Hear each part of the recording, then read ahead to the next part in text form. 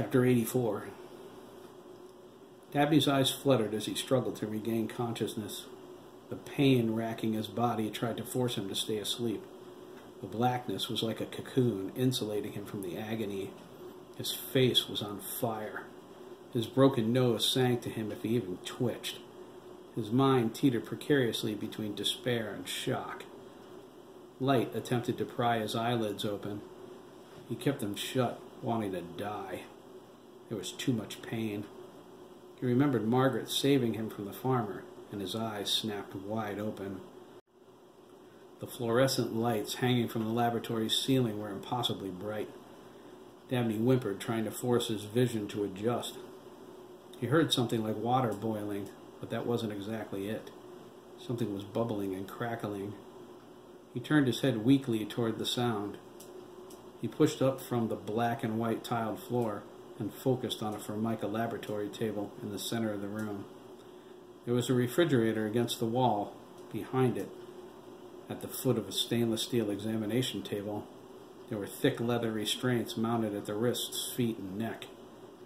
Dabney gasped when he saw the human brains floating inside glass containers on the lab table's shelf.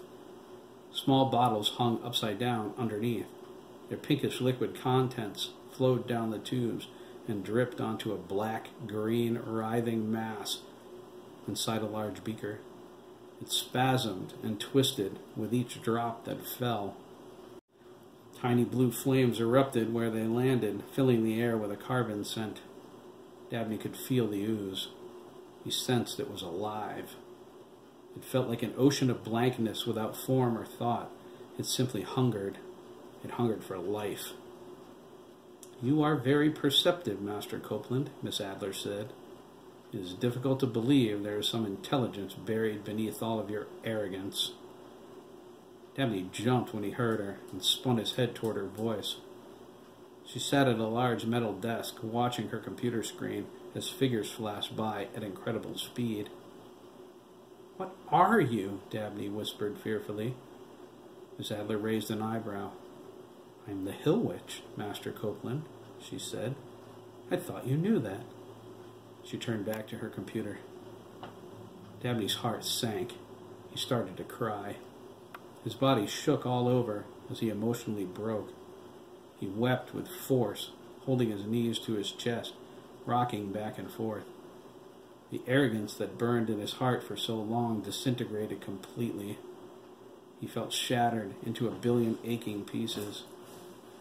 There was no Dabney anymore. There was only despair. He clung to his sanity with both hands. He was dangerously close to slipping into a bottomless pit of madness. He felt a rush of anxiety, a burning need to escape. He glanced up, scanning the room, but he didn't see a door. Confused, he fought back his tears and wondered where he was. "We are in my laboratory," Miss Adler said.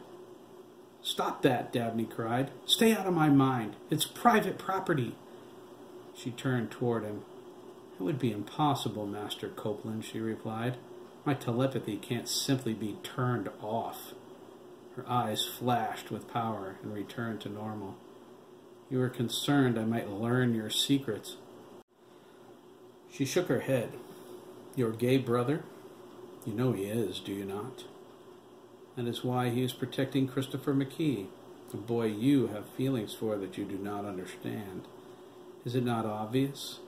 You felt it when your eyes met the other morning, Nine, that brief flash of understanding. Oh, God. You, Dennis, and Christopher share certain genes that make you impossible for my experiments, just as other potential subjects have, past and present. It is more common than many would believe," she frowned. "Or is it your molestation by the farmer you do not wish me to see? The humiliation of being bent over a hay bale? The pain of the violation? Your father saw that, you know. It is part of the reason he hates you so much. He witnessed Hiram sodomizing you in the barn and thought you were enjoying it, the swine. Your father is truly an idiot. He will make an excellent politician." Her eyes narrowed. "There are no secrets in Lancaster, Master Copeland. Not from me." Dabney attempted to stand. Miss Adler's eyes flashed with midnight blue force. His legs were knocked out from under him. He hit the tiled floor flat on his back with a smack. Dabney glared up at her. "Stop it! Let me up!" "I can't allow that," Miss Adler said. She flipped off the computer monitor. "My work is at a critical phase. You cannot be allowed to interfere." Dabney asked, "Why did you save me then? So you could torture me? You're no better than the farmer." Miss Adler waved her hand, the energy returning to her eyes. Dabney rose off the ground, encased in a smothering force of telekinesis, and floated over to her. He stared into her glowing irises, horrified as she held him immobile.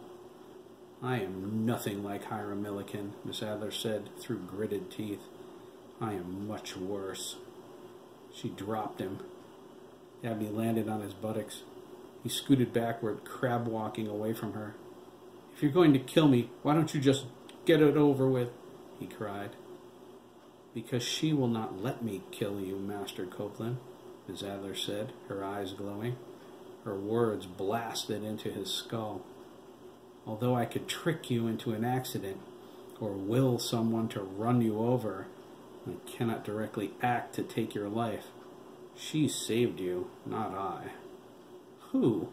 Dabney asked, reeling from the abhorrent sensation of fingers touching his brain.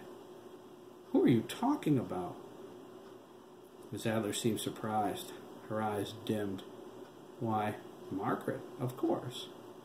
"You're Dabney struggled, trying to say her name. He still couldn't. "So everyone believes." Dabney scanned the lab, looking for a way to escape.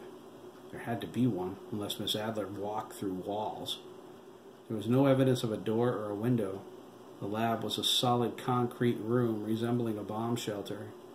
There were vents in the ceiling circulating air, but none of them were large enough for him to crawl through. Dabney felt trapped. He almost started crying again, but he fought it off. He wasn't giving her the satisfaction. There were 7 filing cabinets to Miss Adler's right, overflowing with file folders. She had a colored drawing of a DNA strand next to her desk. It was the same as the one in her classroom, showing an additional branch sticking out from the helix. Her class on genetics was grueling and detailed. He never saw any DNA helix representation from any other sources that was the same as those. "You would not have," Miss Adler said. "That picture is a representation of my DNA." "Why do you want me dead?" Dabney sadly asked. "What did I ever do to you?" "You interfered with my experiment," she replied. "Your budding friendship with Jeremy and Craig was distracting them from each other." "You were going to let Hiram kill me for that?" Dabney asked. He shrank back from her. "I don't understand." He started to cry again, ashamed at his lack of self-control. He struggled to rein in his emotions. "I'm just a kid." "So were they," Miss Adler said, pointing to the small bottles hanging under the shelf. "Look at them," she ordered. "Perhaps you will begin to understand." Dabney didn't move at first. Her scowl deepened, and she thrust her finger toward the bottles. He went to the lab table. He looked at the bottles, confused. "I don't understand," Dabney said, reading the labels. "Sam Stone? Ian Sturgis?" He swallowed hard. "What does it mean? What are these? Where did you get them?" Miss Adler crossed her arms. "The fluid is a chemical released into the brains of pubescent boys during times of extreme duress. The greater the duress, the greater the amount of fluid. It is a small slice of the power of God." "Extreme duress?" "Yes," Miss Adler said. "Duress caused when Hiram murdered them." Dabney's heart skipped a beat. Mur, he struggled. The color drained from his face. "Murdered them?" "As he would have murdered you," she reminded him, "were it not for my daughter's wretched interference." "Your daughter?" Dabney asked. His head was spinning. "Sam's dead? Ian too? Oh, God. Oh, Jesus." He swallowed hard. "You're not Timothy Adler," he choked. "There's no way." No, I am not, Miss Adler said. She gazed at the small bottles. These boys are the architect of the future, Master Copeland. Hiram would have killed them anyway, or others, but killing them in my service gave their deaths meaning. They died for the greater good. They were murdered, Dabney snapped. Where's the good in that? The good of my continued existence, Miss Adler shot back. Her eyes exploded with power. Can you not see it? Can you feel my power inside your mind? Telepathy, telekinetics, they are merely the beginning. I can mentally access computer systems. I invaded the classified databases of universities, scientists, the government. I stole from the agency, a branch of the intelligence community feared all over the world. I broke through their encrypted security as easily as breathing. They had a phenomenal storehouse of genetic information. Dr. Carolyn Meyer Brandis, the world's authority in the field, is an agent. Her research was leaps beyond even mine. I acquired their technology to build my computer system, a clone of their Wolf Boy God satellite. I buried it under the floor. No one remembers delivering the parts, assembling the system, or constructing my lab because I will not let them. My telepathy is absolute. I can read thoughts or project them, invade technology by a means I call techno-telepathy. I can cause hallucinations, rearrange memories, erase minds, plant suggestions. I am invincible. She pointed at the green-black ooze. The new formula will bring me even greater power. She stabbed into his mind. I have labored a lifetime to achieve this level of perfection. You are not going to interfere with my work. Dabney gripped the sides of his head as waves of pain shot through his skull. I won't, I won't. Miss Adler let him go. Dabney fell to his knees, gasping for air. I have tolerated all of the interference I can stand from my daughter, Miss Adler said. I control her body, but now and again she has disrupted that control. She tried to save Dan Mellon, but she failed. She managed to save you, but was weakened so badly she will never recover before I am finished. Still, her subconscious revulsion to taking human life renders me impotent. The power will not obey my commands to kill you. Hiram killed Dan too? And Bobby Jones, Miss Adler replied, and many others. Margaret's damnable influence over me made Hiram a necessary evil to get the serum samples I needed. You're the one who's evil. Evil in that sense is irrelevant, Miss Adler said. I am a scientist. You're a murderer. I have killed, Master Copeland, Miss Adler said, to advance my work. You are upset over 15 boys? At Buchenwald, I killed thousands. Is the concentration camp the clue you needed to discern my true identity? Are you well versed enough in Lancaster's history? Are you aware they hailed Timothy Adler for murdering me? They gave him a medal. I am alive inside the child he brought home with him, my daughter. She was the first success in my attempt to infuse a human being with godlike abilities. She gestured at the bottles. What are their lives compared to that power? Her eyes narrowed. You should be thankful I did not complete my quest for the power until the final minutes of the war. If it were earlier, you would be speaking German. Something, Dabney struggled. History. I suck at history. Then it clicked. The name of the Nazi Dr. Timothy Adler shot during the liberation of Buchenwald. He gasped and yelled, Bremen! Gunther Bremen! That, Miss Adler said, her eyes dimming, would be me, commissioned by the Fuhrer to endow the soldiers of the Reich with artificial ESP. You're insane, Dabney cried, struggling to his feet. He shifted back and forth. Hiram is insane, Miss Adler corrected. Of course, he will not be a problem much longer either. He has outlived his usefulness. I have sown the seeds of his downfall. Christopher McKee will bring about his destruction. I am influencing him as I influenced all of Hiram's victims to remain silent. That is why you never told. I would not let you. It was a small reward for his loyal service. The abuse of some irrelevant boys was of no consequence. She sneered at him. Like you, sodomized hundreds of times over these last years by a pedophile, mass-murdering, necrophiliac lunatic.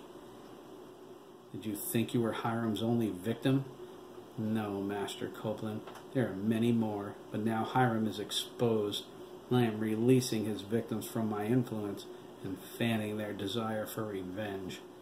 All of Lancaster will be in an uproar while I complete my work and be gone before anyone is the wiser. Then why kill me? Dabney whined. Haven't I suffered enough? You can erase my memory. You can... Master Copeland, Miss Adler replied, I want you dead simply because I despise you. I have listened to your petty, scheming, hateful thoughts for years. Having your family's estate in such close proximity has been torture. My telepathy hears everything. You disgust me.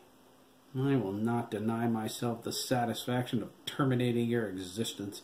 You are a waste of good German blood you inherited from your grandmother. Our heritage cries out for your removal from the bloodline.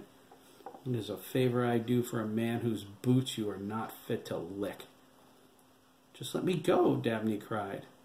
I can't even say your name. I've changed, damn it. I'm not that person anymore. Miss Adler's eyes grew bright. I can read your thoughts. You are already trying to find a way to warn Jeremy and Craig. You would, too, if I released you. They're my friends. They would have been, Miss Adler snorted. Friends like you have never had in your pathetic life. And in Christopher McKee, you would have found true love like few in the world ever know. Dabney gasped. Chris? Oh, God. Yes, Master Copeland, he is falling in love with you, too. A deep, enduring love that would have sustained you both for a lifetime. She smirked. You are as perfect a pair as Jeremy and Craig. They, too, would have known a love as great as you and Christopher, if not greater. The mind link I formed between them is so total, their feelings for each other will transcend any moral considerations or ridiculous sexual orientation. And do you know why? She leaned toward him. Dabney whimpered. Because they will know honesty in their feelings for each other. Because they can never deceive one another. Every emotion is shared. Their friendship will grow into love. Each will see that love in the other without reservation, and they will return it with equal intensity. When they understand that love, they will realize they could never love anyone else with that depth of feeling, and nothing else will matter anymore except each other. Miss Adler smiled. That is what I take away from them, because they must die for my work to be completed. That's what I take away from you, because you do not deserve to be loved the way Christopher McKee would have loved you. You are not worthy. No, Dabney sobbed. You can't do this. His tears ran freely as his heart broke. Please, Miss Adler brought her hand to her chin. Go ahead, Master Copeland. Say it. It will be the most honest thing you have ever said in your life. I love him too, Dabney whispered. He lowered his eyes. He knew he was right. He never knew anything more clearly in his life. Oh, God, I do love Chris so much. She nodded. Fitting those should be your last words. You give me great satisfaction knowing I am taking all of that away from you. Miss Adler's desk drawer opened at her mental command. A roll of duct tape sailed out. Dabney tried to move, but she held him fast. The tape whizzed around him, binding his wrists behind his back, and then his legs from his ankles to his groin. A small piece tore free from the roll and covered his mouth. Miss Adler lifted him up with her telekinetics and set him gently on the floor. She released him from her hold and sent the tape back to her drawer. Dabney attempted to break free, but the tape was too strong. Her eyes dimmed. "There you will remain until the end of the game," she said. "When I have completed my work, I will destroy this place and everything in it." She glared down at Dabney, "Including you." Miss Adler strutted over to the lab table and picked up Jeremy's blood test stick. She held it over the green-black ooze. "It is time to bind the power to its future host," she said, lowering the sample into the beaker. The ooze shot up and engulfed the stick hungrily. It sucked it down, flashed brightly, and then spat the stick into the air. Miss Adler caught it in her hand and threw it into the trash. She said, "The power is bound to Jeremy's genetic structure. The serum will form. Soon I will be free." Miss Adler turned to Dabney and flooded his mind with her memories of Buchenwald. "You thought you knew horror. I will show you the meaning of the word." When she was through, she held her hand up toward the far wall, her eyes glowing. The wall pulled away from the foundation, swinging open like a bank vault. She rose off the floor and floated past the 2-foot-thick concrete slab into the darkness of her basement. "Computer," she commanded. "Lights off." "Lights off." Dabney screamed into the tape covering his mouth as the lab went dark. Memories of murder, brains in jars, dead bodies lying in piles, waiting to be cremated, the stink of death and burning flesh, the cries of boys beaten to death and executed ripped through his mind. The horror, tragedy, the children. Oh God, hundreds of children. The hidden door swung shut and engulfed him in pitch black. The only source of illumination that remained came from the lab table. There was a flash of energy as a drop of fluid hit the green-black ooze. Then there was another, and another.